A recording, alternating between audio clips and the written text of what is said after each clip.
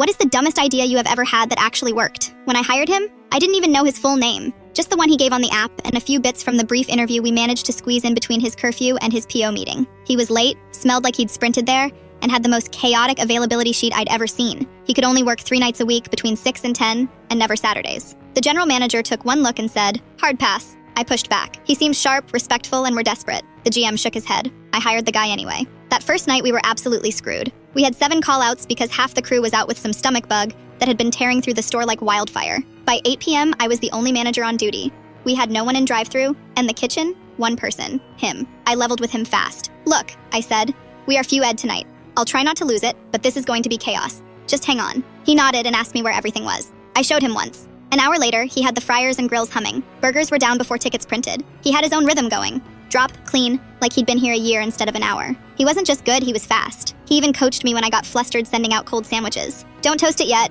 Meat's not ready." He was right every time. And the kitchen? Immaculate by the end of the shift. I hadn't asked him to clean. He just did it. We kept him, of course. The GM eventually admitted he was wrong and started giving him more shifts. As soon as the ankle monitor came off, the guy picked up mornings and service hours too. He was friendly with the elderly customers, patient with kids, and didn't flinch when Karen number 45 tried to lecture him about waiting too long for fresh fries. "You're right," he'd say, and hand her another small fry on the house. One night, a teenage cashier came to me in tears after a customer screamed at her about a coupon. He stepped out from the fryer line and just stood there, not saying anything, just staring. The guy took one look and backed off. The cashier later told me he didn't even say anything. He just made it stop. When our maintenance guy quit, he offered to help. In 24 hours, he'd patched 2 drywall holes, replaced a busted sink, and fixed the freezer door that hadn't closed right in months. He said he used to flip houses with his uncle before everything went sideways. The GM hired him for his weekend renovation gigs a month later. We didn't talk about his record until maybe 4 months in. I never asked, and I don't know if I could have legally, but he offered it. Said drugs wrecked his life. Said the felonies stacked up like dirty dishes. He'd done his time and got an early release for good behavior.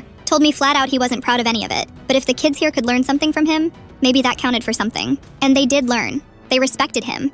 Not because he was cool or fast or fixed stuff, because he was honest. "Don't f around with pills," he told one cashier flatly one night. "You'll end up with nothing. Not even your own name if you're not careful." Still, I knew it could have gone bad. I didn't know what he'd done when I hired him. The background check gave a red flag and our protocol was to toss those resumes. But we hadn't had a green or yellow in months. I went with my gut. Looking back, it was a gamble. An uncalculated one. A dumb idea. Could have blown up in my face if he'd been violent or unstable or just didn't show. But he showed up every time. He cleaned, he cooked, he protected, he fixed, and he taught. He's the best hire I've ever made. And it all started with a guy walking in wearing ankle plastic and saying, "I just need someone to give me a chance."